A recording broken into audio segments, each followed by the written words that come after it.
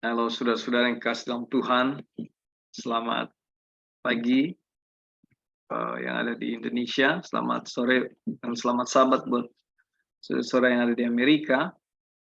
Di kesempatan yang berbahagia ini, kita akan melanjutkan pelajaran kita dari buku Glad Tidings atau Kabar Kesukaan chapter 2, dan kita sekarang ada di subjudul Living by Faith, hidup dengan iman.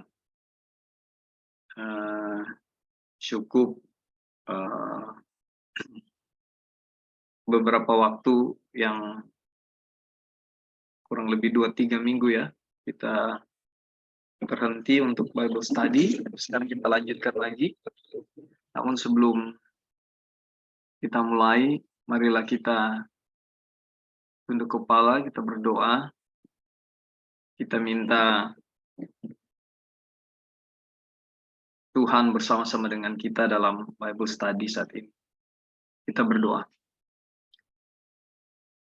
Bapa yang bersemayam dalam tahta kerajaan surga, kami mengucap syukur untuk nafas hidup yang Tuhan masih izinkan bagi kami saat ini. Kami mengucap syukur untuk setiap berkat-berkat yang kami rasakan. Kami mengucap syukur untuk kesempatan saat ini kami boleh berkumpul, mempelajari sabda firman.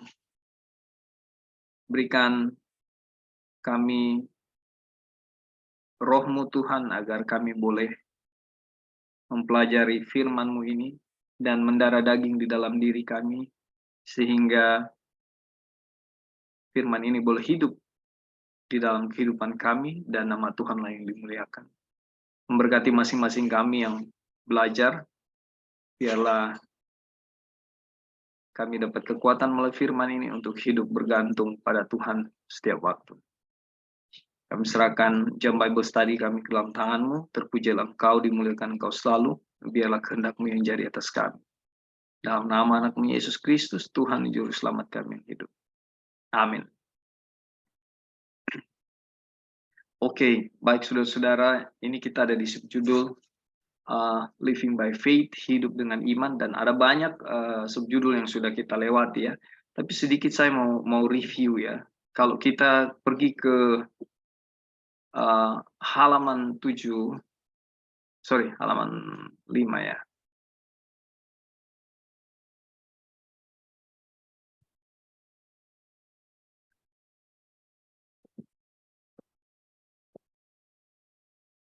Sedikit kita review ya. Kita review yang inti-intinya saja. Di pasal pertama buku Galatia ini, dia memberikan, ya kita sudah lewat ya, chapter 1. Dan kita sekarang ada di chapter 2. Di chapter 1 itu, atau pasal 1, Galatia ya memberikan kita pandangan singkat yang menyeluruh tentang arti Injil. Itu yang pertama. Yang kedua, tentang kondisi saudara-saudara di Galatia. Yang ketiga, pengalaman pribadi Paulus. Itu ada di chapter 1. Ya, pasal 1. Lalu kita datang ke pasal 2 yang sudah kita pelajari beberapa waktu ini, ya, yaitu yang pertama menyinggung tentang rapat waktu di Yerusalem, dan kejadian itu adalah 17 tahun setelah Rasul Paulus bertobat. Nah, di dalam pasal kedua ini memberitahu kita tentang pokok-pokok pertentangan ya yang terjadi di Galatia dan bagaimana pendirian Paulus dengan kasus tersebut. Nah, di sini dijelaskan bahwa satu-satunya beban Rasul Paulus mempertahankan kebenaran Injil di antara saudara-saudara. Nah, kita tahu bahwa melalui pelajaran ini sudah lewat, ada orang-orang yang dikatakan penyusup, ya, datang dari Yudea ke Antioquia, lalu ke Galatia. Mereka dikatakan sebagai pengganggu. Mereka mengganggu, ya, mereka penyusup. Kenapa dikatakan menyusup ya? Karena mereka memasukkan atau memberikan ajaran-ajaran yang disebut oleh pasal 2 sini adalah Injil palsu. Ya. Penekanannya bahwa setiap kamu, ya, setiap orang harus melakukan sunat, ya, sebagaimana hal ini yang diwariskan oleh Musa, lalu kamu bisa selamat. Kalau tidak melakukan sunat, kamu tidak akan diselamatkan. Nah, inilah ajaran yang mau ditentang, ya, yang ditentang oleh Paulus dan Barnabas waktu itu. Nah, kita datang kepada ayat 16. Ini inti dari yang kita bahas selama ini, ya. Datang ke, kelewatan. Ayat 16 dari pasal 2 ini.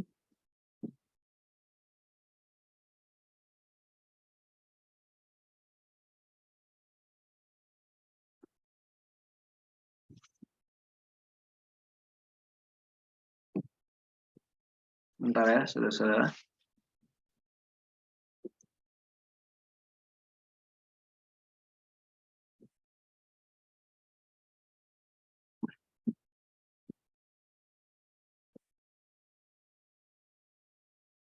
Di pasal 6, di ayat yang ke-16, ini inti dari pembahasan yang kita sudah bahas selama ini. Lalu kita akan datang kepada Living by Faith, subjudul yang kita akan lanjut, ya. Saya mau baca, kamu tahu bahwa tidak seorang pun yang dibenarkan oleh karena melakukan hukum Taurat, tetapi hanya oleh karena iman dalam Kristus Yesus. Sebab itu kami pun telah percaya kepada Kristus Yesus supaya kami dibenarkan oleh karena iman dalam Kristus dan bukan oleh karena melakukan hukum Taurat. Sebab tidak ada seorang pun yang dibenarkan oleh karena melakukan hukum Taurat. Jadi pembahasan yang kita bahas ini dari halaman 1 sampai halaman 57 di chapter 2 ini, dia mengupas, ya, setiap ayat-ayat. Ya. Dan kalau kita pergi ke ayat 20, ya, aku telah disalibkan dengan Kristus, namun aku hidup, tetapi bukan lagi aku sendiri yang hidup, melainkan Kristus yang hidup di dalam aku, dan hidupku yang kuhidupi sekarang ini di dalam daging adalah hidup oleh iman dalam Anak Allah yang telah mengasihi aku dan menyerahkan dirinya untuk aku. Jadi ada kebingungan, ya, ada kebingungan, loh,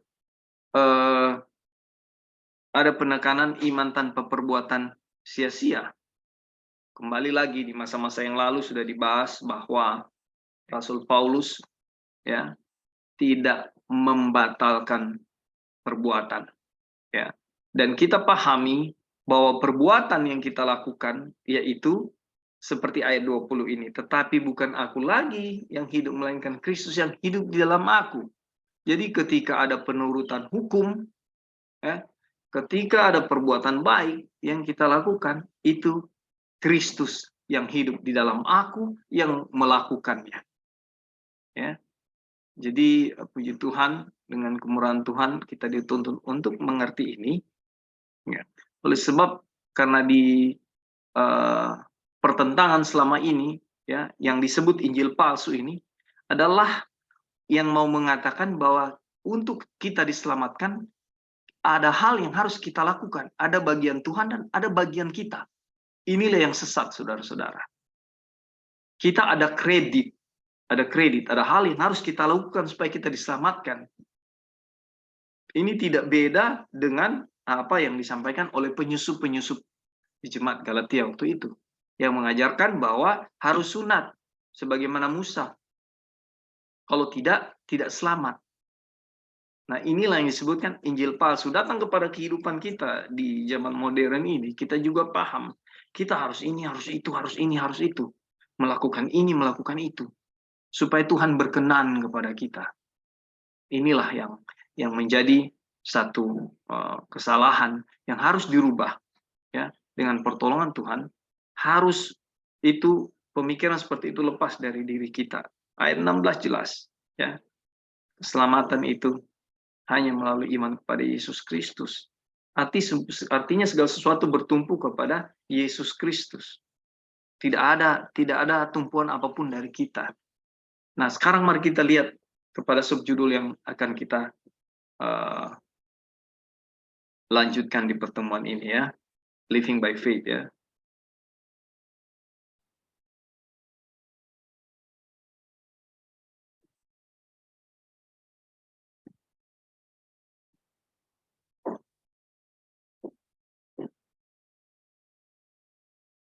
Dan jelas ya kalau kita lihat dari semua keadaan bahwa kutuk ada di mana-mana, oleh sebab itu salib juga ada di mana-mana.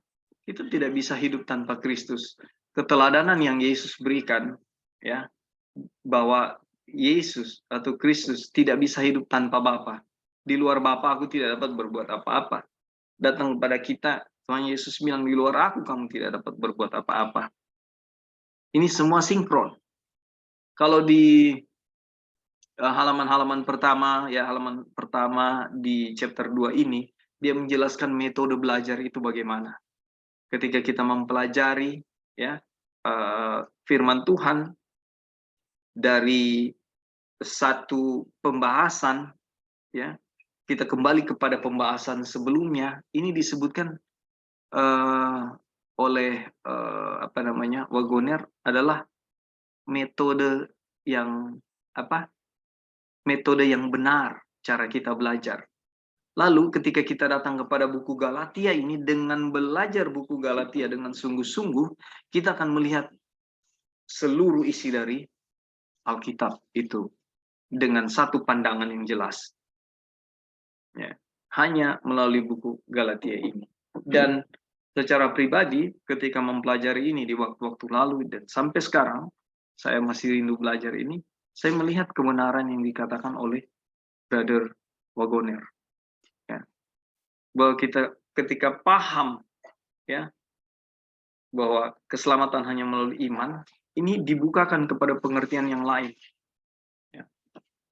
Living by faith, hidup dengan iman. Oke, saya baca ya. Dalam Roma pasal 10, sebagaimana yang telah ditandai, kita mengetahui bahwa Kristus ada di dalam diri setiap orang. Nah, ini yang pernah jadi pertentangan. Mungkin Brother Eding juga pernah mention ya, pernah singgung ini di waktu lalu. Ini menjadi pertentangan ya, bahwa Injil palsu itu mengajarkan saya harus cari Kristus. Padahal di dalam kutipan yang banyak ini mau jelaskan, ayat-ayat sendiri di Galatia jelaskan bahwa ya Kristus ada di dalam diri setiap orang sebagai penolong dalam kesesakan. Itu jelas sekali. Ia berada di dalam diri orang berdosa, dia berada di dalam diri saudara, dalam diri saya, ya, supaya kita yang berdosa ini dapat memiliki setiap keuntungan dan perlengkapan. Untuk apa? Beralih dari dosa pada kebenaran. Coba pikir secara logika, bagaimana kita yang nggak bisa apa-apa ini, ya, kembali ke ayat, di luar aku kamu tidak dapat berbuat apa-apa, lalu bersikukuh, ya, bahwa saya harus melakukan ini, saya harus melakukan itu, supaya Tuhan senang, supaya saya diselamatkan. Sangat tidak matching, tidak kena, ya. Mau ke ayat manapun bagian dari Alkitab ini nggak kena. Itu yang menjadi satu kebingungan. Jadi memang ayat Alkitab sendiri jelas ya.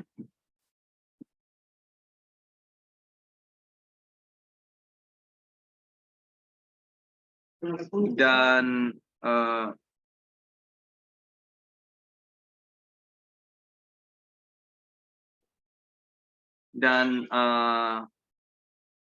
di Yohanes 14 ayat 6 dia bilang, ia adalah jalan kebenaran dan hidup. Saudara, kalau di firman Tuhan bilang, kita percaya firman ini adalah perkataan Tuhan Yesus. Kalau di firman Tuhan bilang, dia adalah jalan kebenaran dan hidup.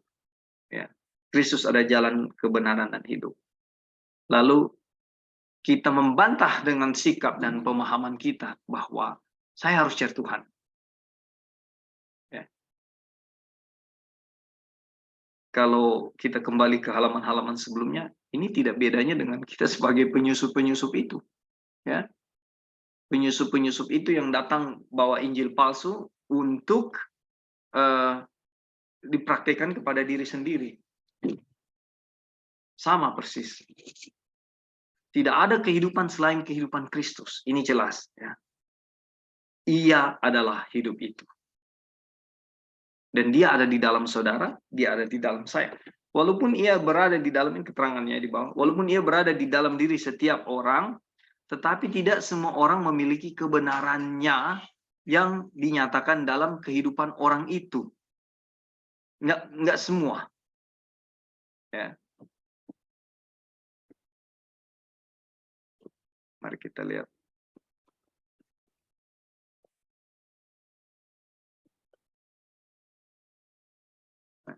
Karena beberapa orang menindas kebenaran dengan kelaliman. Roma 1 ayat 18. Doa Paulus yang diilhamkan adalah supaya kita dapat dikuatkan dan diteguhkan oleh Roh Kudus di dalam batin kita. Oleh imanmu Kristus diam di dalam hatimu. Supaya kamu dipenuhi di dalam seluruh kepenuhan Allah. Efesus 3, 16-19. Perbedaan di antara orang tidak percaya dan orang Kristen ialah, kita lihat sini ya. Walaupun Kristus disalibkan dan dibangkitkan di dalam diri setiap orang, ini kita sudah establish ya bahwa Kristus ada di dalam kita, ya. Walaupun Kristus itu disalibkan dan dibangkitkan di dalam diri saudara dan saya, ya, ia berada di dalam diri orang yang tidak percaya juga. Ya. Dan dikatakan apa? Tanpa dikenal dan diabaikan. Dia ada di setiap diri orang. Nah, sedangkan di dalam diri orang Kristen, ia tinggal oleh iman. Oke, sejauh ini ada tambahan dari saudara-saudara sebelum kita lanjut? Silakan.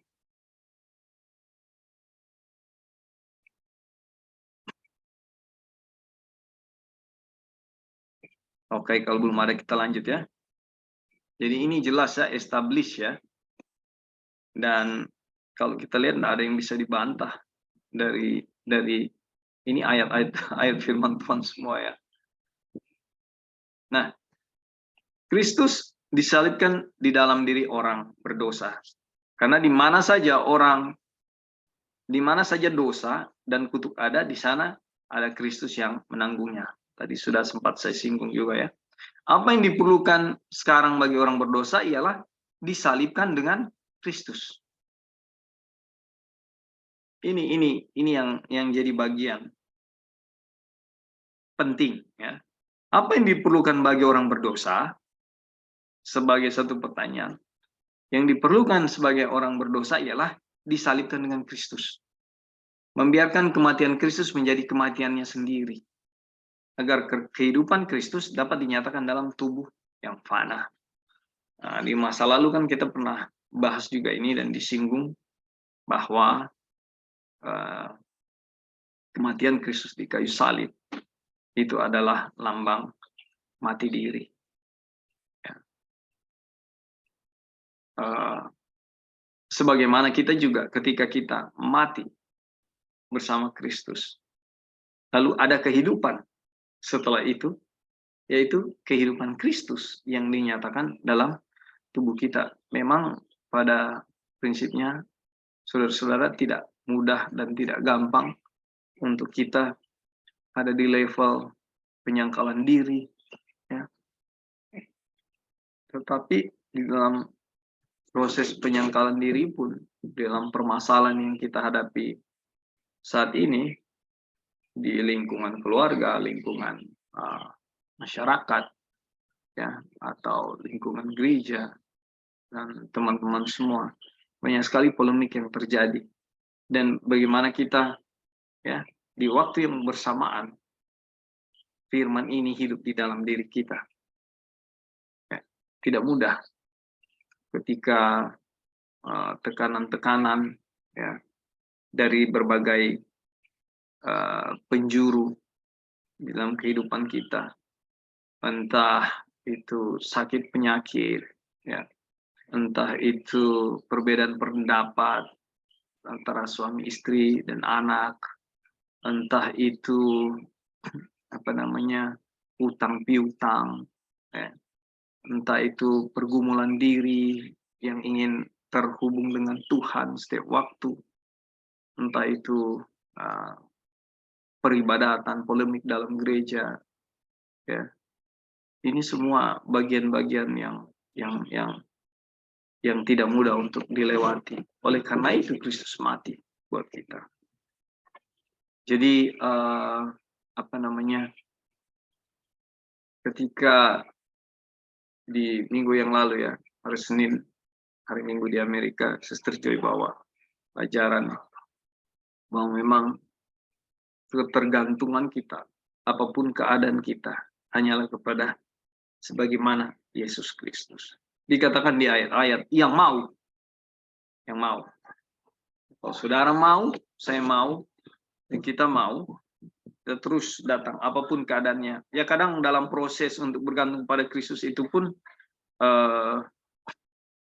ada bagian-bagian yang ya kadang gagal, ya.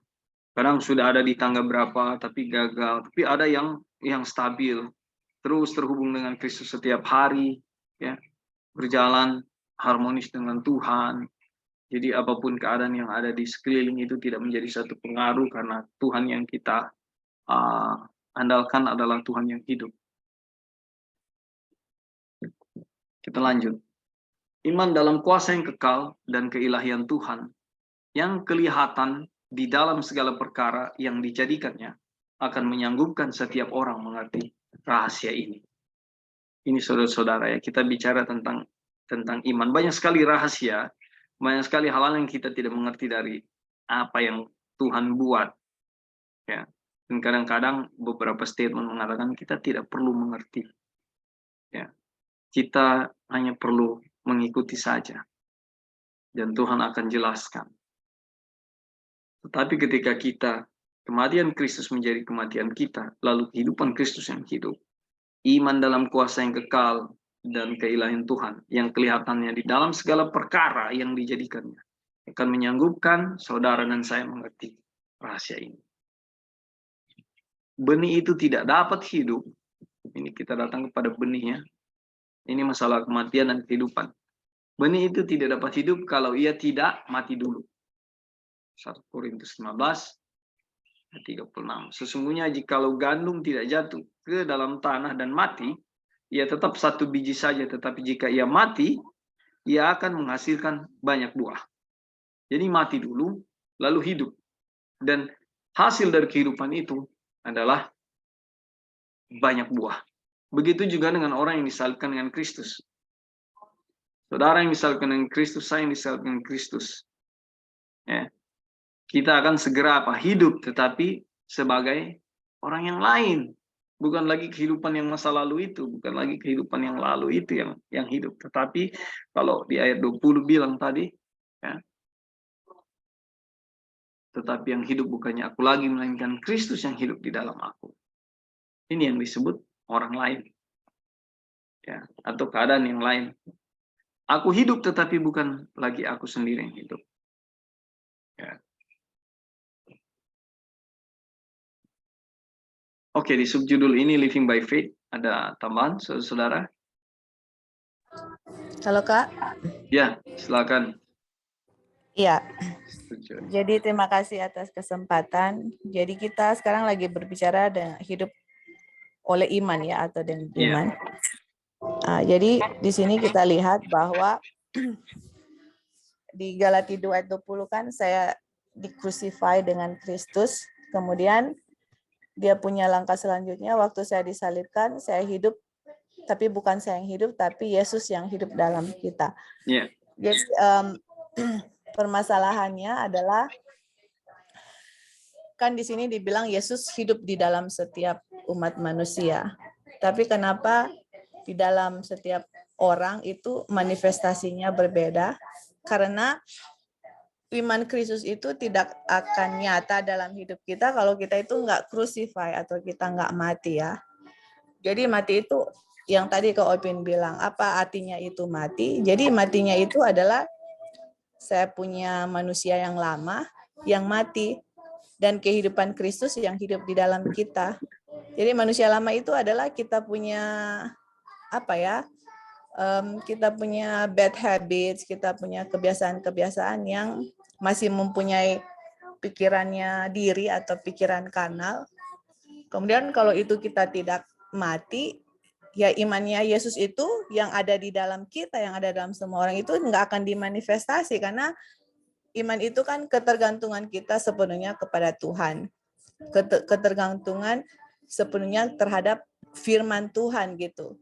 Nah, kenapa dalam hidup kita tidak dimanifestasi? Ini kan bicara tentang orang pribadi ya, masing-masing saya juga gitu. Karena in the first place, dalam langkah pertama itu kita nggak mati gitu. Jadi kalau ada dua pilihan misalnya, kamu mau pilih mana? Mau bergantung sepenuhnya kepada firman Tuhan atau melihat situasi dan kondisi atau diri saya. Oh, nanti kalau kita mengikuti dan bergantung sepenuhnya kepada Tuhan, gimana dengan ini, gimana dengan itu, gimana dengan... Jadi dirinya yang masih penuh, berarti dirinya nggak mati gitu. Tapi kalau kita punya diri yang mati, baru imannya Kristus itu yang ada di dalam setiap orang itu akan bekerja gitu. Karena di Galati 2:20 itu kan pertama-tama dibilang saya crucify, saya mati dengan Kristus gitu. Yang saya hidup sekarang bukan saya punya kehidupan. Tuhan Yesus punya kehidupan dan saya hidup oleh imannya Yesus gitu. Nah, ini yang langkah pertama yang mati di ini yang itu yang menjadi masalah untuk orang semua ya, karena iman itu Yesus sudah kerjakan, iman itu Yesus sudah ada, Yesus sudah waktu Yesus tinggal di kita, iman itu ada di kita. Kenapa imannya tidak ada? Karena kita sendiri nggak mati, kita sendiri yang lebih bergantung kepada dan lebih melihat situasi kita daripada depend kepada firman Tuhan atau imannya Yesus yang ada di kita. Nah, itu yang tadi saya bilang ya permasalahannya. Jadi sekarang pertanyaannya bagaimana untuk kita harus mati gitu ya. Gimana kita harus mati, karena di dalam cerita ini atau di statement ini dibilang benih itu nggak akan bertumbuh atau nggak akan hidup kecuali dia harus mati dulu. Iya kan, kita harus mati dulu. Jadi kalau gandum itu mau bertumbuh, dia harus jatuh di tanah, mati, baru bibitnya akan bertumbuh. Kita juga imannya Yesus akan nyata, tapi harus mati dulu gitu. Jadi ini proses kematian ini yang yang kita harus pelajari dan kita harus renungkan, dan itu juga akan menjadi pelajaran yang kita akan belajar di sini dan juga pelajaran yang kita share, yaitu kita harus mengerti akan kematiannya Tuhan Yesus atau cross itu, apa yang salib itu lakukan untuk kita dan bagaimana itu terjadi di dalam kita. Sebenarnya simple sih, itu hanya kita mempercayai itu dan menuntut kuasa Tuhan bahwa itu sudah dilakukan dan itu akan terjadi gitu. Dan setiap kali ada ada pencobaan datang, itu tadi di gereja kita lagi ada satu pendeta lagi bahas mengenai bagaimana untuk menang terhadap pencobaan, yaitu kita diberi kuasa memilih gitu, power of choice. Apa yang saya harus pilih gitu? Saya pilih Tuhan. Jadi di saat pencobaan datang, ada kuasa memilih di kita, kita harus say no right away dan langsung berdoa sama Tuhan untuk bilang, terima kasih Tuhan atas victory, atas kemenangan yang Engkau berikan. Seperti itu. Jadi sebelum kita entertain itu cobaan yang ada di kita, kita langsung say no dan bilang, terima kasih Tuhan, Engkau sudah berikan kemenangan kepada kita, kepada saya, terima kasih atas kemenangan itu. Dan disitulah pas kita berdoa seperti itu dan kita tuntut janji Tuhan, itu pencobaan itu nggak akan take over ya di dalam diri kita. Tapi kalau di saat pencobaan itu datang dalam kita punya situasi, misalnya situasi apapun yang kita hadapi, kemudian ada situasi yang membuat ada pencobaan datang, terus kita mulai entertainment, mulai berargumentasi, mulai ada excuse. Nah, disitulah kita mulai mulai seperti mau misalnya ada firman Tuhan A, terus ada B di dalam pikiran kita. Jadi kita sudah mulai bernegosiasi seperti itu. Kalau kita sudah begitu dan kita tidak berdoa right away, nah disitulah setan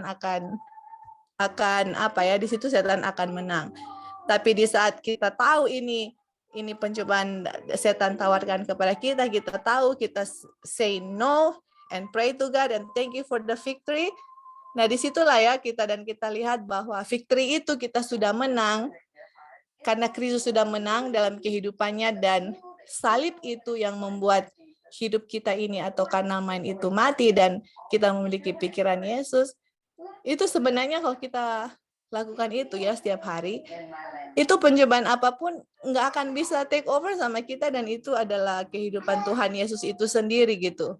Bisa ada pencobaan, dia tahu, say no, terima kasih kepada Tuhan atas victory yang Tuhan sudah berikan, dan mati untuk diri seperti itu ya. Jadi itulah dalam kehidupan kita setiap hari, dan itu bukan terjadi hanya satu hari satu kali, itu every single minute, every single second mungkin di dalam kita punya kehidupan. Setiap kali saya mau bernafas atau mau kemana, itu pencobaan itu selalu datang. Tetapi imannya Yesus itu kan imannya yang hidup di dalam kita gitu, kebergantungan kita kepada Tuhan, dan kemenangan itu Tuhan sudah berikan ya kepada kita.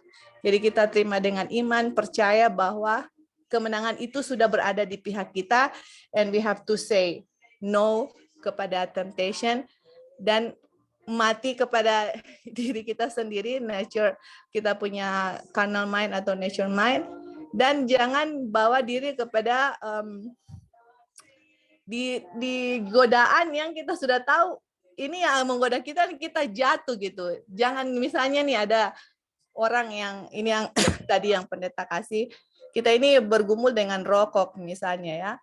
Terus di rumah kita masih ada rokok atau apalah, itu kita bisa ganti dengan something di dalam kita punya kehidupan. Jadi kita tahu itu yang kita bisa jatuh, jangan membawa diri ke situ gitu. Jadi semua kita harus tahu ya mengenai diri kita itu apa.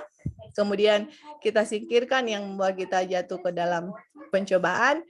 Dan kalaupun ada pencobaan pencobaan pasti datang, itulah yang kita harus lakukan. Dan inilah imannya Yesus, ketergantungan kita kepada firman Tuhan dan mati diri, dan pasti hidupnya Yesus itu akan dinyatakan di dalam hidup kita. Dan ini harus menjadi bagian diri kita. Ellen White bilang, the faith of Jesus, kita tidak mengerti, tapi kita harus mengerti, kita harus bicarakan. Ellen White bilang harus bicarakan, kita harus hidupkan, kita harus doakan, kita harus ajarkan ke orang-orang, kita harus bawa iman itu di dalam keluarga kita. Jadi itu yang menjadi sangat pelajaran ini yang sangat berarti untuk kita, yang mana iman itu sangat imannya Yesus itu memang betul-betul kita harus mengerti, dan dengan kuasa Tuhan itu bisa dihidupkan di dalam hidup kita. Thank you, Kak. Terima kasih, Joy. Ya, puji Tuhan ya. Jadi inilah inti pergumulan kita bersama sebenarnya. Jadi Kristus sudah ada di dalam kita, imannya ada, tapi yang menjadi pembatas bahwa iman itu akan bertumbuh di dalam diri kita itu adalah kita sendiri ternyata. Kenapa? Keraguan-raguan, ya, tidak percaya kepada Tuhan, lalu kurang percaya kepada Tuhan, lalu mengatasi masalah dengan cara kita, ya. Benar-benar kita tidak mati karena masih ada kita gitu loh. Jadi kalau kita bicara surrender, kita bicara berserah sepenuhnya. Karena kalau lagu I surrender all itu hanya sebagai satu lagu, aku serahkan semuanya, ya. Tapi hanya menjadi satu statement, tidak benar-benar semuanya kita serahkan, ya. saya ingat pelajaran tentang ketika tabut perjanjian akan menyeberangi sungai, masuki kota Yeriko ya. Waktu imam-imam itu pegang atau memikul tabut perjanjian, ya, air dari lutut, ya, air sudah di lutut. Ya. Lalu mereka maju lagi, semakin ke tengah sungai, semakin dalam air, naik terus sampai di perut, ya, artinya lebih dalam lagi. Tapi mereka terus berjalan dan sampai pada satu titik air sudah di dada. Air itu sudah di dada. Kalau air sudah di dada, tinggal berapa sentimeter lagi akan sampai di leher. Momen-momen seperti ini, saudara-saudara, yang saya mau bilang Tuhan ini lucu, atau Tuhan ini selalu dalam proses menguji kita, atau dalam konteks lain orang bisa bilang Tuhan ini main-main, atau Tuhan ini mempermainkan kita, ya. Tapi apapun itu bentuknya, ya, itulah Tuhan kita. Ya. Sudah detik-detik terakhir, ya, aduh Tuhan ini sudah limit, aduh Tuhan bagaimana? Akhirnya, boom, sudah hampir mati, tiba-tiba keselamatan datang. Ya. Air sudah di dada, sebentar lagi kita tenggelam. Ya, yang bawa tabut perjanjian itu berpikir bahwa maju nggak ya? Maju nggak ya? Bisa saja mereka ada di level itu untuk meragukan Tuhan. Dan ini yang jadi bagian kita selalu, meragukan Tuhan ketika kita sudah mendoakan permasalahan kita. Ya, ini saya banget. Sudah mendoakan permasalahan, sudah menyerahkan kepada Tuhan, tapi sambil mengamat-amati keadaan, wah ini kayaknya nggak bisa ini. Dan di saat itulah kesempatan setan masuk. Dan saat itulah kita meragukan, sudah dosa. Ketika kita tidak percaya Tuhan, kita meragukan Tuhan, sudah dosa. Tapi terima kasih sesuai statement yang tadi yang dibilang bahwa Tuhan, kita tidak memberikan kesempatan kepada setan. Ya. Tuhan terima kasih untuk kemenangan yang diberikan. Ya. Baikkan itu dan tetap pada posisi percaya. Ya, tetap pada posisi mati. Ya. Kita mati dan biarkan Kristus yang bekerja. Orang-orang yang bawa tabut perjanjian pada waktu itu, ya, ketika mereka air dari lutut ke paha sampai ke perut dan akhirnya sampai di dada, ya saudara-saudara, itu pengalaman yang sering kita alami. Tuhan, aduh, kapan ini pertolongan? Aduh, Tuhan, aduh, ini air sudah di dada, sebentar lagi kita tenggelam, Tuhan. Tapi Tuhan pada kenyataannya, saya percaya bahwa saudara-saudara juga mengalami hal yang sama di dalam pengalaman kerohanian saudara-saudara. Saya sering sekali seperti itu. Sudah waktunya pertolongan datang. Dan saya mengaminkan bahwa ketika pertolongan datang pada waktunya, itulah waktu Tuhan. Bukan waktu saya. Saya aja yang gregetan, aduh mana sih Tuhan? Pernah ada satu pengalaman yang saya boleh share di sini. Ada satu hal yang saya tunggu-tunggu. Dan saya nantikan. Yang saya doa-doakan setiap waktu. Dan sudah tinggal beberapa hari lagi limit. Ya, waktunya habis. Deadline sudah tinggal mungkin 2-3 hari. Atau sebenarnya deadline-nya sudah lewat tapi masih mengharapkan ya yang ditunggu-tunggu itu. Dan dengan nada yang bertanya, nada yang menunggu, mengamati keadaan, melihat situasi, saya bilang begini kepada Tuhan, Tuhan, sepertinya Tuhan tidak ada respon. Sepertinya Tuhan tidak ada. Saya bicara seperti itu, saudara. Dan apa yang terjadi? Besoknya, apa yang saya tunggu-tunggu, apa yang saya nantikan, terjadi. Waktu itu saya seperti orang yang putus harapan. Tuhan, kok nggak ada jawaban sih? Itu dosa yang paling, menurut saya, yang parah, meragukan Tuhan. Nah, inilah yang dibahas. Terima kasih Sister Joy. Tambahan tentang bagaimana kita itu mati lalu membiarkan Tuhan yang hidup. Kita mati bersama-sama dengan Kristus. Ya. Lalu kita mati bersama-sama dengan Kristus dan Kristus yang hidup. Ketika ada kehidupan seperti benih itu harus mati dulu, dan setelah itu dia hidup menghasilkan banyak buah. Ya, itulah kita, dan untuk ada di posisi itu, ya, menghasilkan banyak buah, atau kita mati bersama Kristus lalu kehidupan yang berikut itu adalah kehidupan Kristus. Ini proses yang sedang terjadi, dan kayak tadi Sister Joy bilang, ini terbentuk hari demi hari. Ya. Baik, terima kasih. Oke, kita masuk kepada subjudul berikut. Halo bro. Oh, ada Brother Eddie mau kasih tambahan, silakan. Ya. Jadi tadi bicara mengenai Kristus diam ya dalam diri setiap orang, dan firman Tuhan menyatakan ya, baik di dalam Alkitab maupun Roh Nubuat, itu adalah satu kebenaran ya, satu kebenaran yang nyata gitu. Cuma memang jarang dimengerti ya. Cuma dalam Pekabaran 18:88 lah kita mengerti hal itu. Nah, tapi yang menjadi pertanyaan adalah kenapa yang lain tidak ada manifestasi Kristus, sedangkan yang lain ada gitu.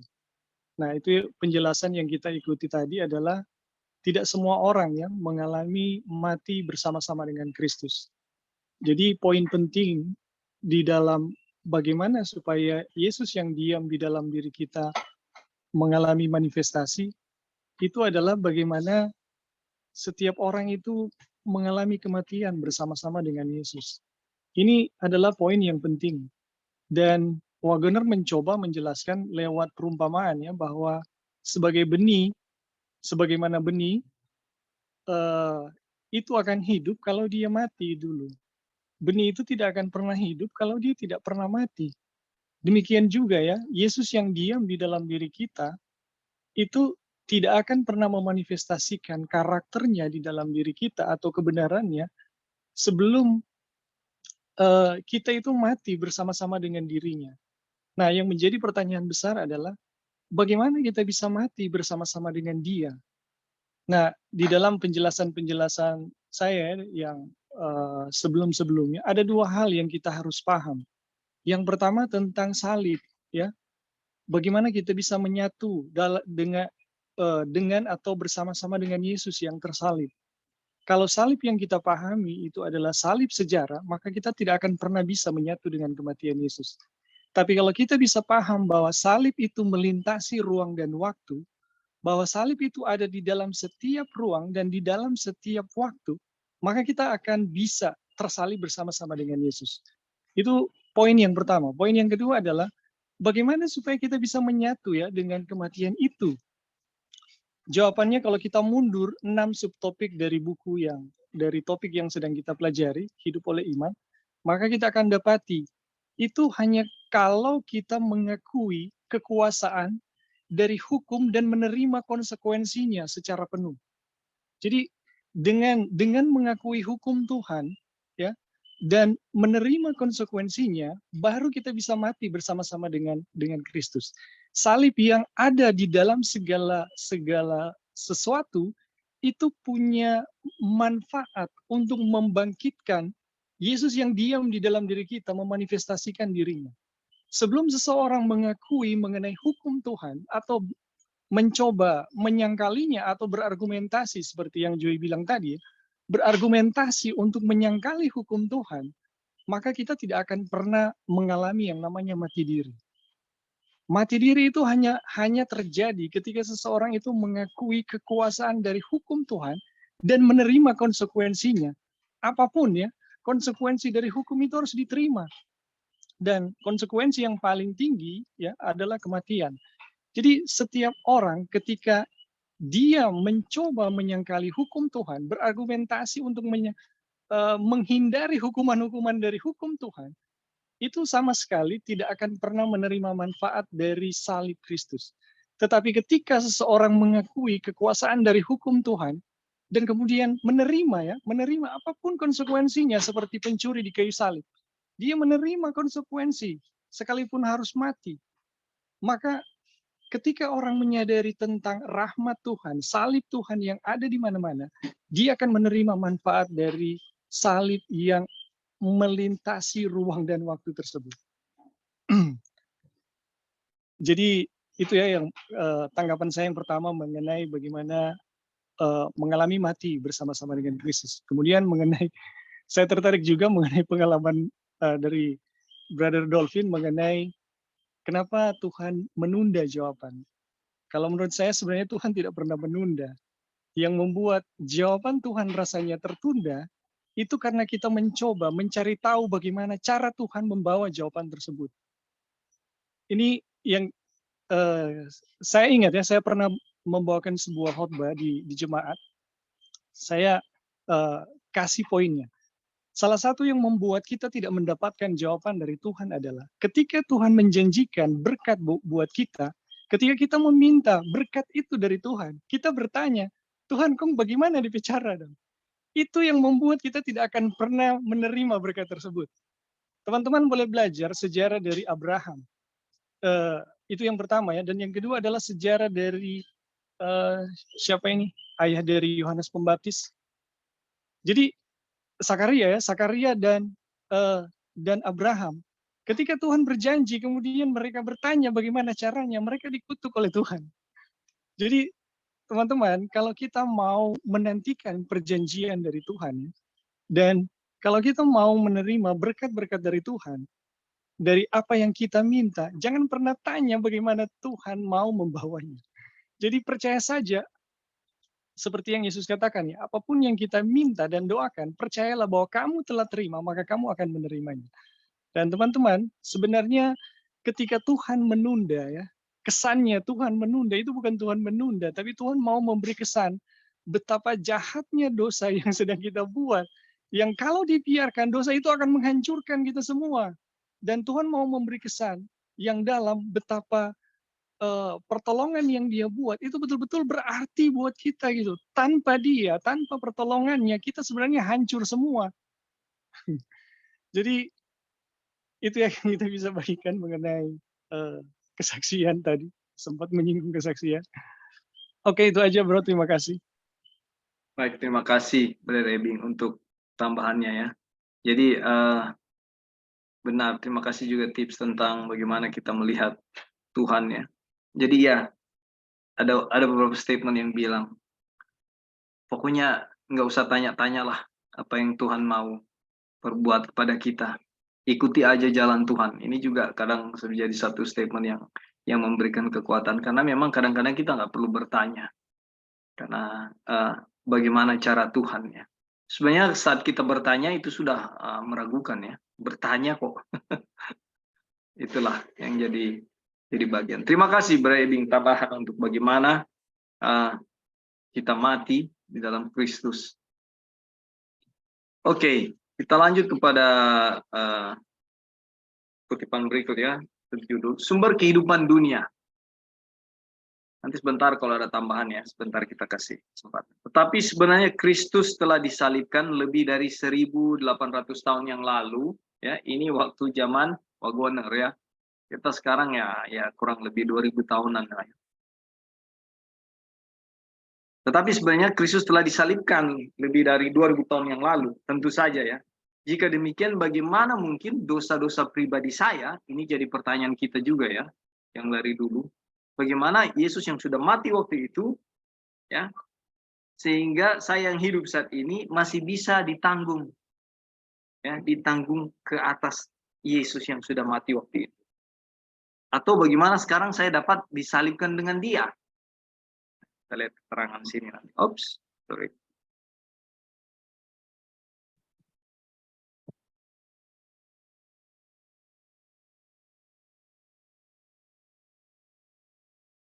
Nah, mungkin saja kita tidak dapat mengerti kenyataan itu. Ya, ini pertanyaan yang pernah ditanyakan ya beberapa kali. Tetapi kenyataan itu tetap merupakan satu kenyataan. Nah, kita lihat apa ya? Tetapi bila mana kita ingat bahwa Kristus adalah hidup itu, bahkan hidup kekal yang ada bersama-sama dengan Bapa yang telah dinyatakan pada kami, 1 Yohanes 1 ayat 2, kita mungkin dapat mengerti suatu tentang hal itu. Dalam Dia ada hidup, dan hidup itu adalah terang manusia. Terang yang sesungguhnya yang menerangi setiap orang sedang datang ke dalam dunia. Sebenarnya dari pertanyaan-pertanyaan itu, ya, ada banyak jawaban-jawaban yang Alkitab sudah bilang. Ya, memang kalau kita lihat kepada kenyataannya, Tuhan sudah mati dulu. Oh, kok bisa ya saya yang hidup saat ini, kita beda zaman dengan Tuhan waktu itu. Kehidupan dosa saya masih bisa ditanggung saat ini. Dan saya artinya yang kayak Brother Ebing jelaskan tadi, salib itu tidak membatasi ruang dan waktu. Dia ada di setiap ruang, dia ada di setiap waktu. Inilah yang menjadi jawaban, dan saya percaya kita semua mengaminkan ini karena inilah yang terjadi. Contohnya dari mana? Saudara, ketika saudara dan saya bergumul di dalam satu pergumulan, kita berdoa, Tuhan menjawab karena Dia sudah memberkati kita, ya. Dia menjawab setiap jawaban doa kita, ya. Apa yang menjadi kerinduan kita, apapun bentuknya, dijawab oleh Tuhan. Inilah yang disebut salib itu tidak dibatasi oleh ruang dan waktu. Jawaban ketika kita berdoa, kita dijawab, berarti Tuhan itu memang Tuhan yang hidup dan Dia ada di setiap masa. Ya, terima kasih Brother Ebing sebelum datang pada subjudul ini, Brother Ebing sudah memberikan penjelasan tentang salib itu ada di mana, kapan. Ya. Sebelum kasih pertanyaan, saya selesaikan bacaan sini ya. Kristus lebih besar dari manusia, Yesus dari Nazaret. Ya. Yang dapat dilihat oleh mata semua orang. Ya mungkin kalau kita ada di zaman itu, kita lihat Yesus, ya, dari Nazaret. Ya, Kristus lebih besar dari orang yang kita lihat itu. Daging dan darah, yaitu yang dapat dilihat oleh mata, tidak dapat mengungkapkan Kristus, anak Allah yang hidup.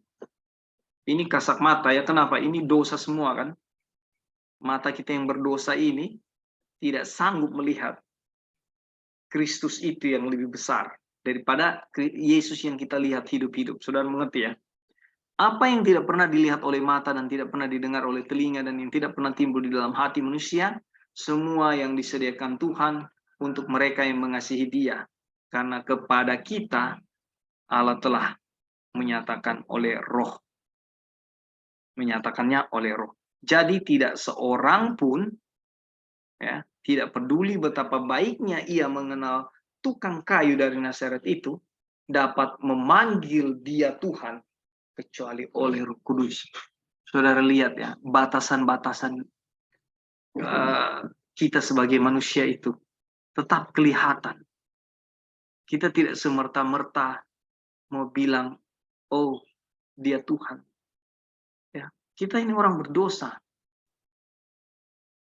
Ya, bagaimana saya tahu Dia Tuhan? Bagaimana saya bisa bilang, oh Dia Tuhan? Ya, kecuali Roh Kudus yang bilang di saudara, Roh Kudus yang menyatakan di saudara, apapun bentuknya itu, melalui firman Tuhan, ya, melalui apa saja cara Tuhan untuk melihat. Ini maksudnya yang disebut tadi bahwa Kristus lebih besar dari manusia, Yesus dari Nazaret itu. Oke. Roh itu yaitu hadirat pribadinya. Ya. Ia dapat tinggal dalam setiap manusia di bumi dan memenuhi surga pada saat yang sama. Jadi salib ada di mana-mana itu betul ya. Kutipan-kutipan di awal-awal chapter 2 ini, di chapter 1 juga, ya, pasal 1. Suatu hal yang Yesus sebagai manusia tidak dapat lakukan. Karena itu adalah bijaksana bagi dia untuk pergi dan mengutus penghibur itu. Ia ada terlebih dahulu dan segala sesuatu yang ada di dalam dia. Kolose 1, 16, 17. Yesus dari Nazaret adalah manifestasi Kristus di dalam daging. Tetapi daging itu bukanlah Kristus. Karena daging tidak menghasilkan sesuatu. Itu adalah firman yang ada sejak mulanya. Maaf. Dan yang kuasanya menopang segala sesuatu adalah Kristus Tuhan. Oke. Ada yang mau kasih tambahan, saudara-saudara? Masukan? Silakan.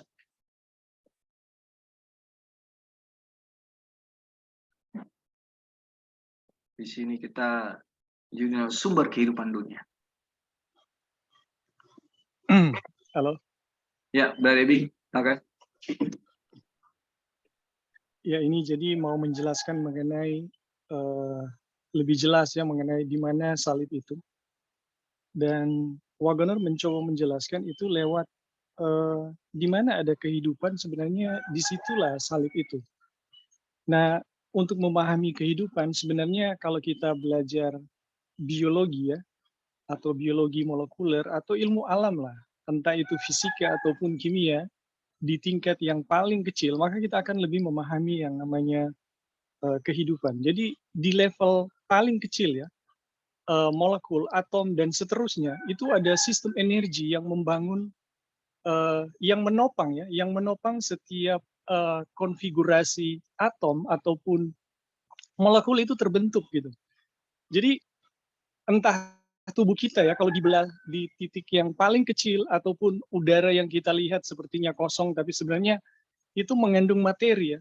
Itu kalau dibelah di titik yang paling kecil, sebenarnya itu adalah sistem energi yang tak berhingga ya, yang tak berhingga.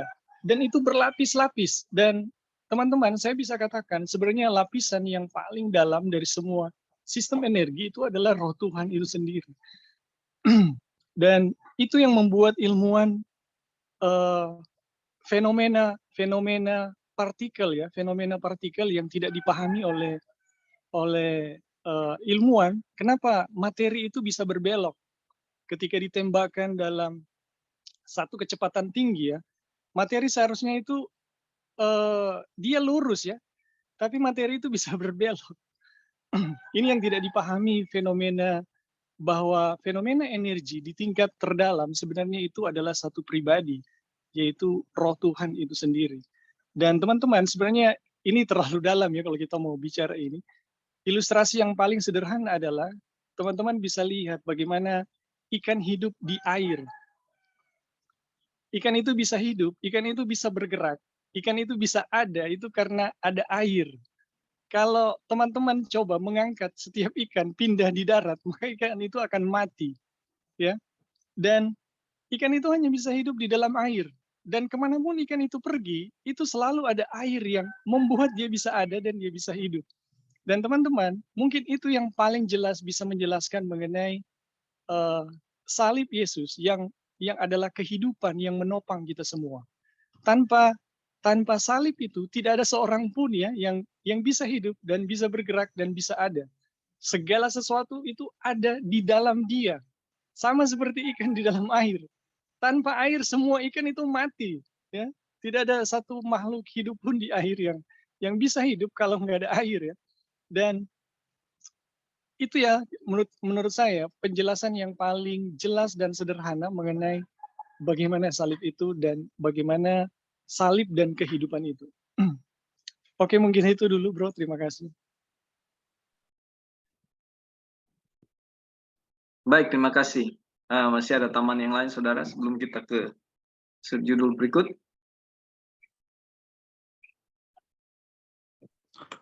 Halo, bro. Ya, Brother Erik, silakan. Oke, baik, terima kasih. Jadi memang di dalam subjudul ini menyatakan bahwa sumber kehidupan itu adalah dari Yesus itu sendiri ya, atau dari salib Kristus, sehingga kehidupan itu bisa ada. Nah, kita ingin memberikan komentar sebagaimana yang dijelaskan di bagian ini karena memang kita terlambat masuk. Jadi memang kenyataannya seperti itu ya, faktanya seperti itu. Dan kita melihat bahwa Alkitab juga menjelaskan dari kitab Kejadian sampai Wahyu, kalau kita melihat bahwa memang Tuhanlah sumber kehidupan itu sendiri. Dan memang setelah adanya dosa sebenarnya merampas ya kehidupan itu. Karena memang faktanya manusia harus maut ya. Mati yang menuju pada kematian kedua. Dan tapi anehnya tetap hidup ya. Tetap mengalami hidup itu sendiri walaupun di dalam dosa. Ini yang luar biasa ya, yang luar biasa. Tapi kita tidak ditinggalkan ya, tidak ditinggalkan untuk tidak melihat kenapa manusia yang walaupun telah jatuh dalam dosa masih menikmati hidup itu sendiri yang sumbernya dari Tuhan. Dan kita melihat di sini bahwa kalau di dalam kitab Kejadian itu adalah sistem korban ya. Sistem korban menjelaskan, dan itu sebenarnya menjelaskan fakta salib itu sendiri. Sistem korban yang dilakukan mulai dari Adam kepada Nuh, kepada Abraham, sampai kepada Israel dan seterusnya, ya, sampai kepada Yesus menyerahkan dirinya di kayu salib, itu menjelaskan sebenarnya kenapa manusia masih bisa hidup walaupun adanya dosa. Dan ini menjadi kabar baik ya, menjadi Injil yang kemudian diulas dan ditulis oleh Rasul Paulus, kemudian disampaikannya kepada jemaat-jemaat pada waktu itu lewat surat-surat yang dikirimkan, dan itu orang terima.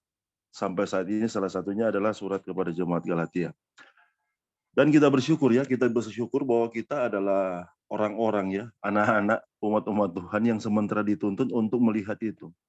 Lewat terang pekabaran Injil, lewat terang pekabaran pembenaran oleh iman dari sudut pandang pekabaran kita ya, pekabaran malaikat yang ketiga. Dan itu sangat-sangat jelas ya, sangat jelas bahwa sesungguhnya Tuhan sangat